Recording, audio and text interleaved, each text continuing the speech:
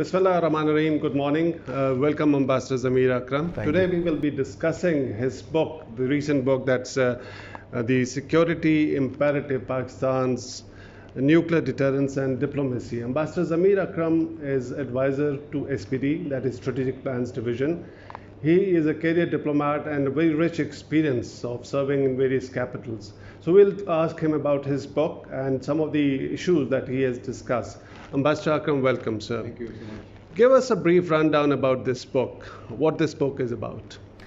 The main theme of the book is to underline that Pakistan, since its independence, has faced a security threat to its existence, largely as a result of the inherited differences that we have with our larger, more powerful neighbor India.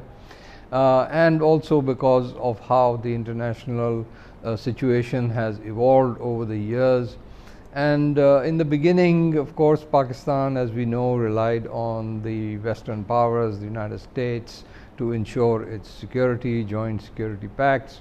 But as the experience of the 1971 war demonstrated, reliance on such alliance systems was not sufficient.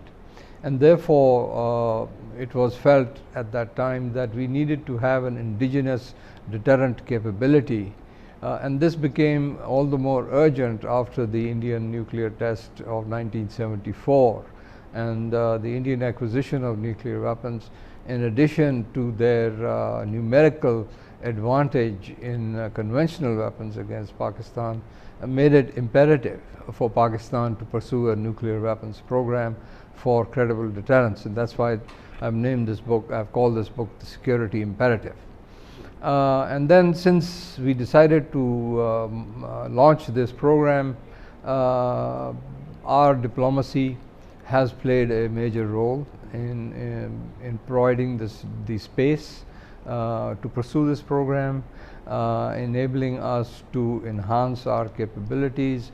And then over the years, we have been able to establish a credible deterrence against India, which in my view has ensured Pakistan's security to the present time.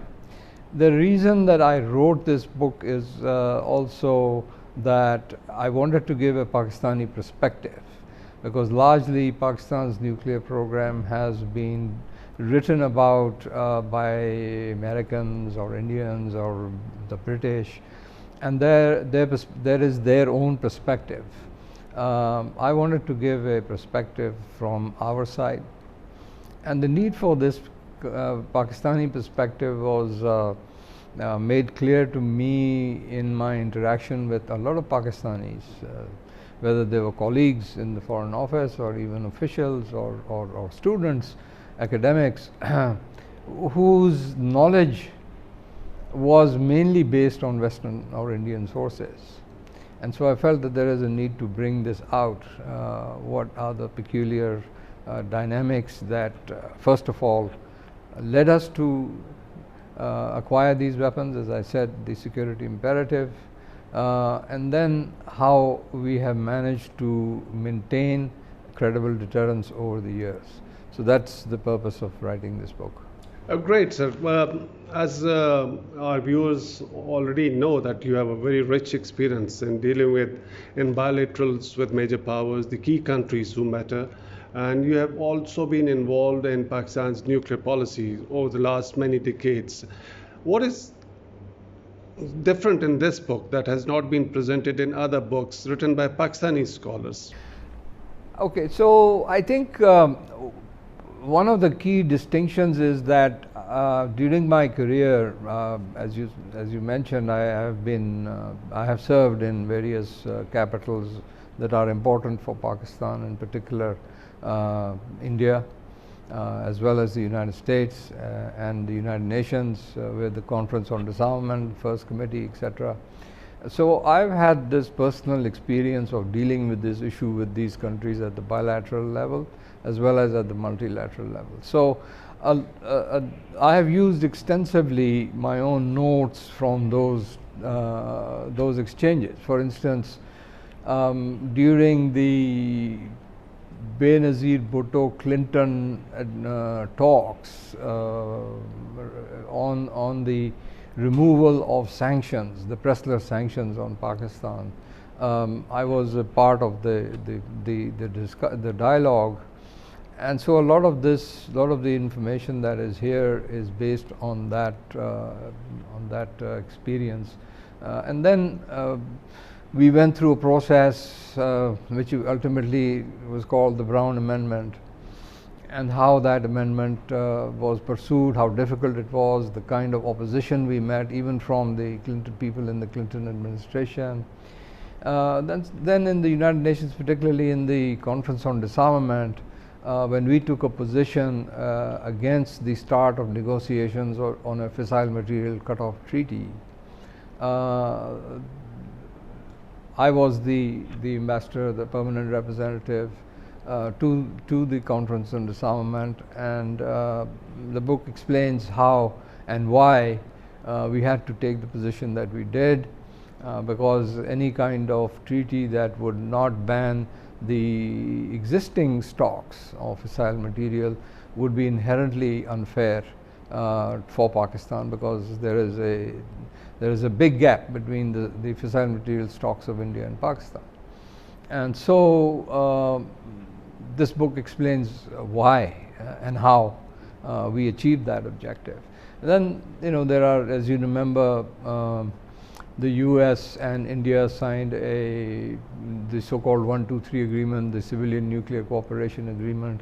The same was denied to us, and it explains how we engage with the US, but it also explains how we engage with the Chinese, which is something which is not out in the public domain so much.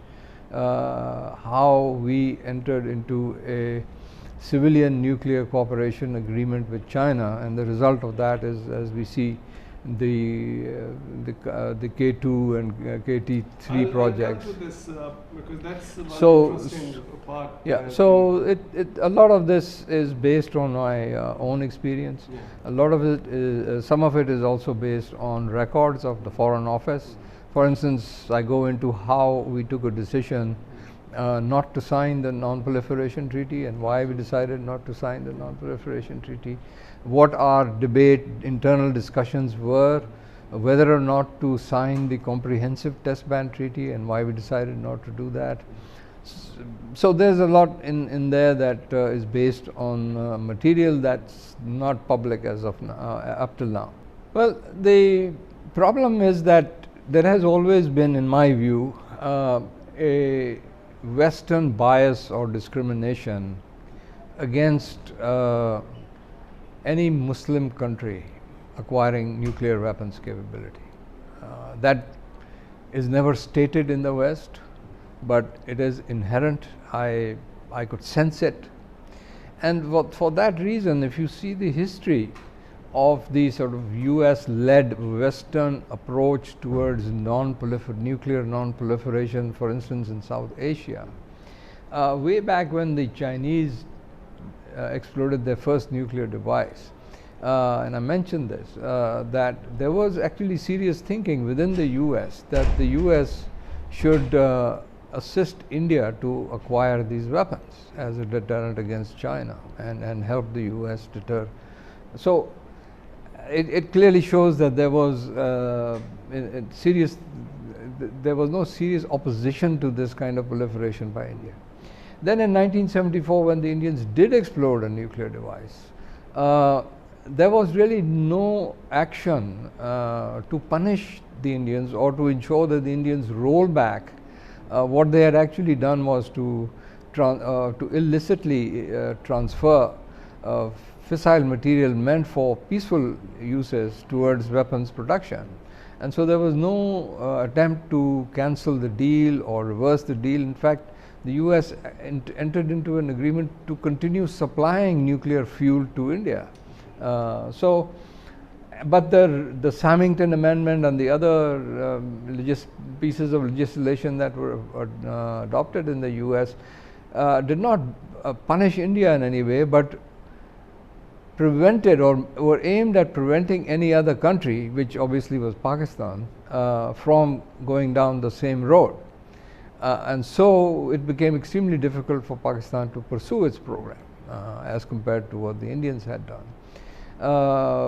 And this is why the point of departure, or the differences that emerged between Pakistan and the US on this issue of nuclear proliferation.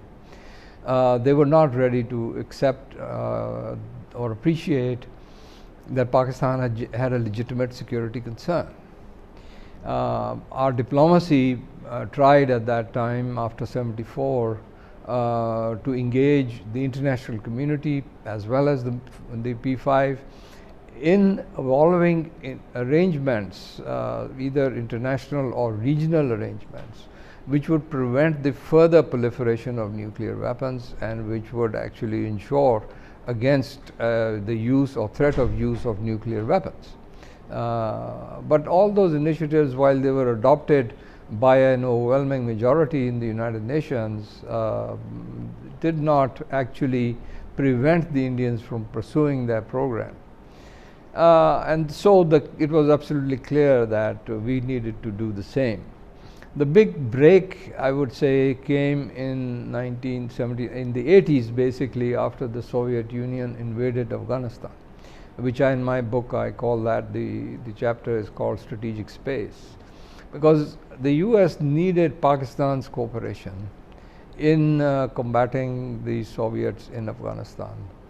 And the implicit arrangement that evolved between Pakistan and the US was that Pakistan would continue to pursue its program as long as Pakistan did not explode a nuclear device or carry out a nuclear test. The US would continue to make noises, but it would continue to look the other way. And that was the basic arrangement that lasted through the 8 years of the Reagan administration. But once the Soviets withdrew from Afghanistan in 1989, that strategic space ended.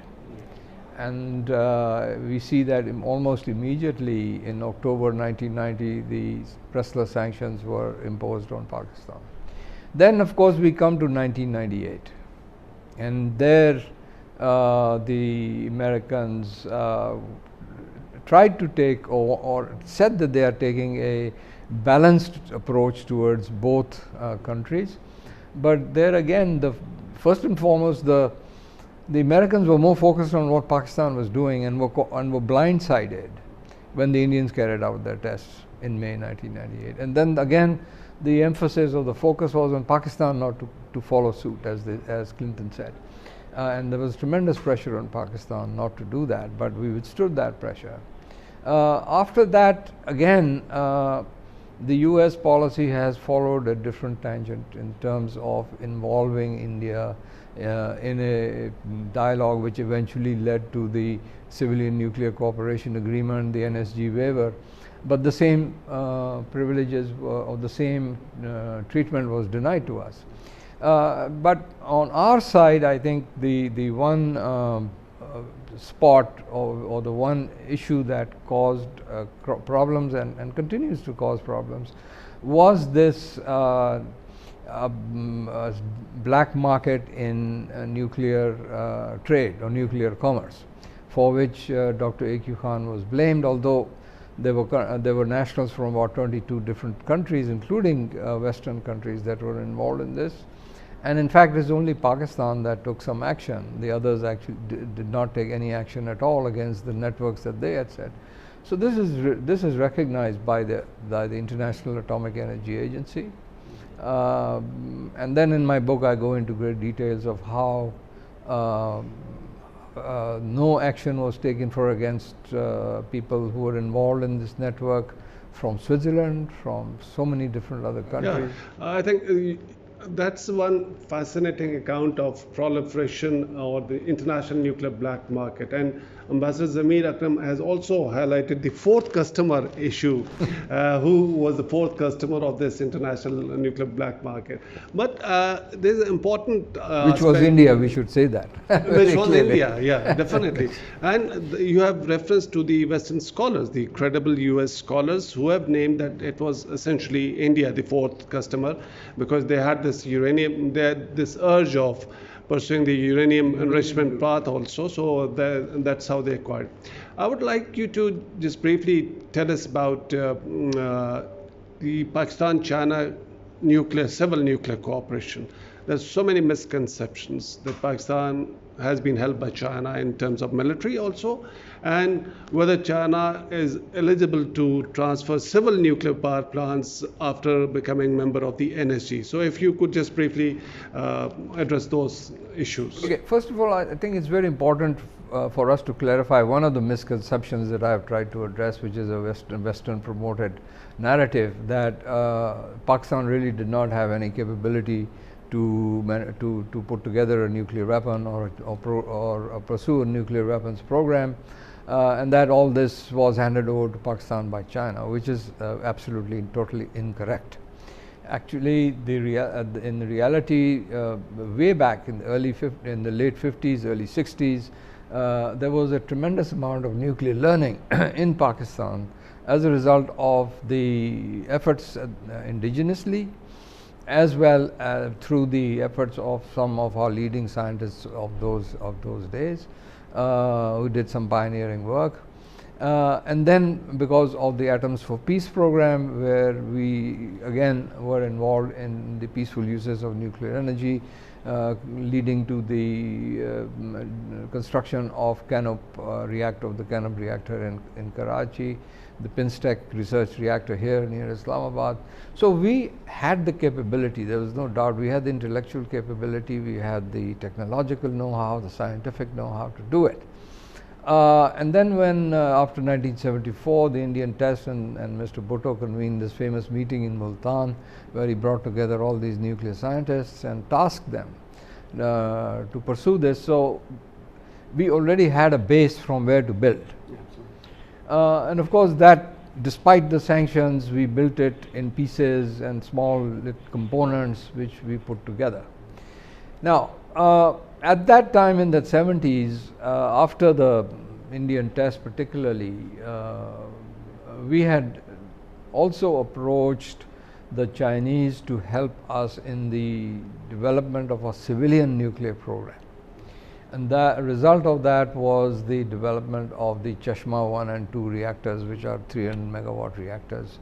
So that was the first step in the early, from the 70s onwards. Then after the nuclear waiver for India by the NSG, which is sponsored by the US, and the Indo-US agreement. But before that, we also signed an agreement in 1986 with the Chinese on civil nuclear cooperation. That's what I mean, that it led to the first two Chashma 1 and 2 reactors that were set up with the Chinese assistance in the civilian side. But after the change in the American approach towards India, it provided the opening that China needed to engage in further civilian nuclear cooperation, despite the UN Security Council resolution, for instance, that was adopted in 1998 following the nuclear tests by India and then by Pakistan, which did not permit any kind of nuclear related cooperation with either India or Pakistan. But it was the US that broke that understanding in 2004 when they signed that civilian nuclear cooperation agreement, and then in around 2008 they even got the waiver for India from the NSG. And so that provided the opening that the Chinese required, and they responded positively to our diplomatic approach that we take forward our cooperation in the civilian sector. So after that, two more reactors, or now we have recently signed a third reactor at Chashma, and then two other bigger, the Hyolong reactors, 1,000 megawatt reactors in Karachi, which is known as K2 and K3. So I think we have pretty solid civilian nuclear cooperation. But the last point I want to underscore here is that all of this civilian nuclear cooperation between Pakistan and China is under under IAEA safeguards with full monitoring, etc. So it's consistent with the commitments of both countries, Pakistan and China, to their obligations under the IAEA. Yeah, thank you for this detailed overview of Pakistan-China cooperation. One thing that I noticed that the agreement, the subsequent agreement that we signed with China, that was in 2003. So not necessarily in response or reactionary to what was happening between India and US. So I think this is also important, that the civil nuclear cooperation that we have with China is not necessarily as a reaction to what the United States and India nuclear well, let me put it this way, and that's why I say the importance of diplomacy plays a role. We knew what was happening. We knew much before, because I mean it didn't happen overnight. I mean, we knew that, you know, after 2001. This engagement started post 1998, immediately after Exactly. 1998. So by 2001, 2002, the Indians and the Americans had entered into what they called the next steps in strategic partnership. And there were 4 areas of that partnership. One of the 4 was civilian nuclear cooperation, or civilian nuclear cooperation. And that for the Indians was the highest priority, because they wanted, for any kind of reciprocity that they wanted to show to the Americans, particularly, and this was all being pushed. The impetus behind all this was, of course, the growing confrontation between the US and China.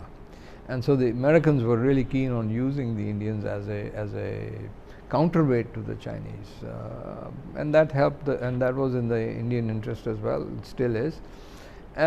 But from the Indian side, they wanted to be given the kind of nuclear normalization that had been denied to them after the 1998 tests. And so for them, this Indo-US agreement on civil nuclear cooperation was an absolutely key outcome of this next steps in strategic partnership between the 2 countries. So we knew what is happening, and during that period we were also talking to the US and saying that if you are justifying all this cooperation in the nuclear area on the grounds that India needs nuclear energy because it's energy deficient, we are equally energy deficient. We also need nuclear energy for our development purposes, and so the same kind of arrangement should be extended to us. But of course, the Americans were not ready to treat us on an equal level and continue the old discrimination that I mentioned earlier. And that's when I think that we became conscious of the need to exercise the Chinese option. Great. This book is about security imperatives. So Ambassador Zamir Akram has discussed in detail why Pakistan acquired nuclear weapons. It also talks about deterrence, the doctrinal evolution in South Asia, what is happening on the Indian side and how Pakistan is responding, the various terminologies that are being coined, the capabilities that are being built or introduced in this region. And most importantly, this book also talks about the diplomatic angle, which I have not read in so much detail in the previous work by the Pakistani scholars. For example, Pakistan's nuclear diplomacy in the context of Nuclear Non-Proliferation Treaty, the CTBT, which never happened, the Fissile Material Cutoff Treaty, which Ambassador Zamir Akram was spearheading at Geneva, and also the Nuclear Suppliers Group. Before we finish, is this book in Pakistan? It is available, and I have heard that internationally it was available, but somehow now it is not available at the Amazon or other vendors. My publisher is Paramount, and so they placed this book on Amazon, as they have placed many of their books on Amazon. And the book remained on Amazon, and they signed a contract with them, and the book was on Amazon. It was available on Amazon for about 6 weeks or so, or 4 to 6 weeks at them. So after that, they received an email from Amazon that we have decided to block this book, and more importantly, they have decided to block all books that Paramount has published, which I think is totally unfair for Paramount. And then Paramount tried to find out what is the reason, but no particular reason was given by Amazon for blocking this book. So one can only conjecture that there is something in this book that is not palatable to the Western powers that be, or even to our Indian neighbors, because there are some home truths that have been brought out. I think the US would be most sensitive to the account that I have given of the proliferation by the United States itself, and WMD proliferation that the US is engaged in, and including, which is well known, of course, the proliferation by the Israelis. The Israeli program was definitely helped by the Americans, which they have tried to hide. But even you would be surprised that the chemical weapons program and missile development program of the Iraqis, of Saddam Hussein, was helped by the US. And these are all documented. I have given references, and these are American references of who did what.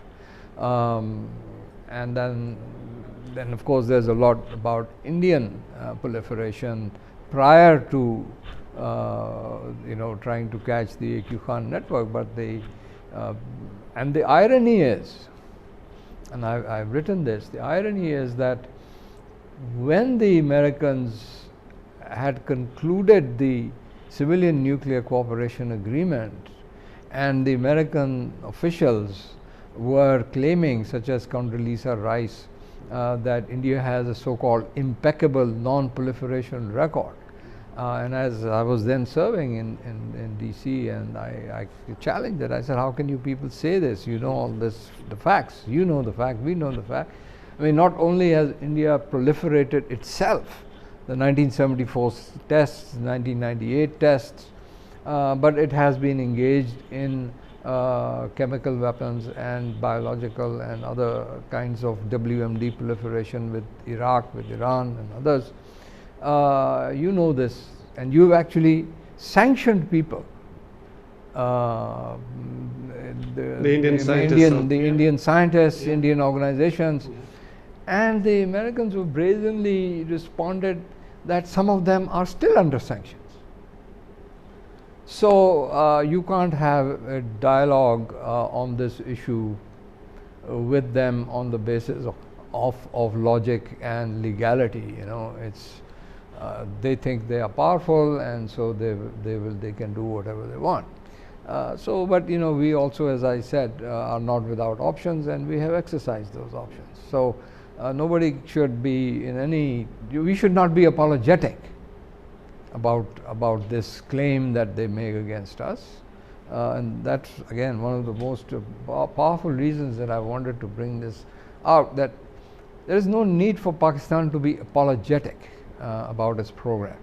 We've done it for the sake of ensuring our security. It is a perfectly legitimate right on our part to do this, and we will continue to do this as long as our security is threatened. Sir, thank you very much. And I'm intrigued and also disappointed how in this age of social media and other mediums, some powers, they still think that they can control the narrative or the literature, but it's very unfortunate. Thank you very much for watching this segment of StrafAsia. Anybody who's interested in understanding the real dynamics or the imperatives behind Pakistan's nuclear weapons program and how Pakistan dealt with these challenges over the last 50 years and became a nuclear weapons state despite all odds, I think this book is a very fascinating account, a very authoritative account coming from Ambassador Zamir Akram, who is still advisor to the Strategic Plans Division. Ambassador, thank you very much for honoring us. It was a pleasure having you here. Thank you for hosting me. Thank you so much. Thank you very much.